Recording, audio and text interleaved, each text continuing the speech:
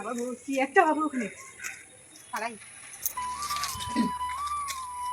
এটা আমাদের দেখো বন্ধুরা কি গাছ বলো তো, লেবু লেবু গাছ। আচ্ছা, আর এটা পেঁপে গাছ। আর এটা কি গাছ বলো তো, এই যে কি গাছ এটা, জানলে কমেন্ট করো। আচ্ছা বাবু উপরে উঠেছো, উপর দিয়ে ওঠো।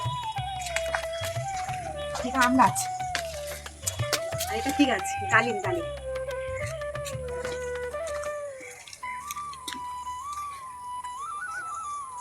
দাঁড়াও বন্ধুদেরকে একটু ডালিম দেখাই। এই দেখো বন্ধুরা, দেখতে পেয়েছো ডালিম, পাকলে বেদানা।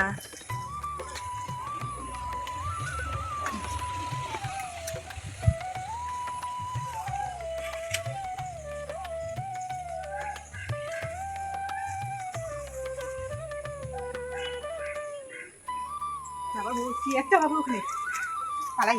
কি মা, কি একটা দেখতে পেলাম বলে সামনে। চলো। আর আজ চলে এসেছি কচু শাকের রেসিপি, আমার ফেভারিট, সবারই ফেভারিট আমাদের বাড়িতে। আর এদিকে নারকেল ছাড়িয়ে একাই খেতে শুরু করে দিয়েছি। আর এদিকে কচু শাকটাও ভাবানো হয়ে গেল। আর এইদিকে দেখো মশলা করে নিলাম, নারকেলটাও করে নিলাম। আর এদিকে তেলটা গরম করেই দেখো চিংড়ি মাছটা দিয়ে দিলাম, তার মধ্যে দুটো শুকনো লঙ্কা দিয়ে দিলাম, তারপরে পেঁয়াজ দিয়ে একটু ভালো করে নেড়ে চেড়ে নিয়েই নুন হলুদ দিয়ে দিলাম। তো বন্ধুরা আমার ভিডিওটা ভালো লাগলে প্লিজ একটা লাইক আর একটা সাবস্ক্রাইব করে দিও নতুন বন্ধুরা। আর যারা আমার ভিডিওটা দেখো আর ভালো লাগলে প্লিজ একটা কমেন্ট করে দিও প্লিজ। আর এদিকে দেখো সব রকম মশলা দেওয়া হয়ে যাওয়ার পরেই দিয়ে দেবো কচু শাকটা, ঢেলে দিয়ে দেবো দেখো বন্ধুরা। এবারে দেব ছোলা, ছোলাটা না দিলে অসম্পূর্ণ থেকে যায় কচু শাকের তরকারি। ছোলা, নারকেল, চিনি এইগুলো না থাকলে না ভালোই লাগে না। তো আমিও দিয়ে দিলাম নারকেল কুচিয়ে, একটু চিনি দিয়ে দিলাম।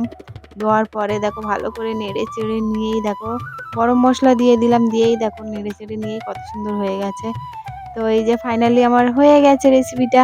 আরেকটা রেসিপি আছে বন্ধুরা, ওইটা হয়তো অনেকে খায় আবার অনেকে খায় না, কিন্তু আমরা কিন্তু খুবই ভালোবাসি ওটাকে। তো যারা খাও কমেন্ট করো, আর যারা খাও না তারাও কমেন্ট করো।